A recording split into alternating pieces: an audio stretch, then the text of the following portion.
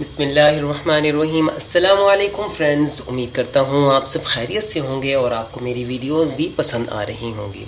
دوستو، آج کی ویڈیو بھی ایک زبردست ٹاپک پر ہے۔ آج میں آپ کو بتاتا چلوں کہ پھل اور سبزیاں سب گھروں میں استعمال کرتے ہیں، لیکن ایک خوشخبری کی بات یہ ہے کہ پھل اور سبزیوں کو اب آپ پورے 2 ہفتے تک بالکل تازہ رکھ سکتے ہیں۔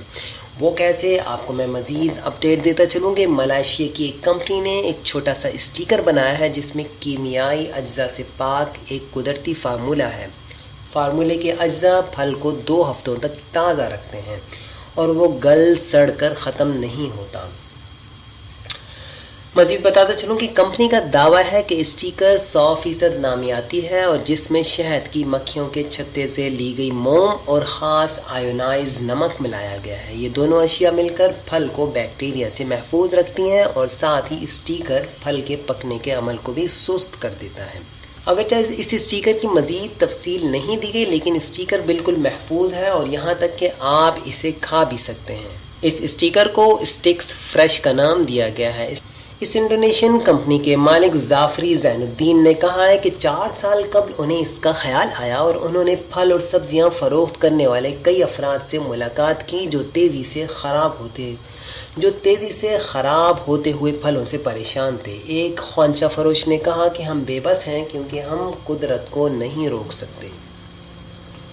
زین الدین نے اپنی ویب سائٹ پر لکھا ہے کہ اگرچہ فطرت کو روکنا ممکن نہیں، مگر پھل خراب ہونے کی رفتار سست تو کی جا سکتی ہے۔ اس کے بعد انہوں نے اسٹیکر پر کام شروع کیا اور ملائیشیا کی جامعات، تحقیقی اداروں اور وہاں کے صنعتی معیارات اداروں سے بات کی۔ اسٹیکر بنانے کے بعد یونیورسٹی آف ساؤتھ آسٹریلیا میں اس کی آزمائش کی گئی اور اس پورے عمل میں 3 برس لگے۔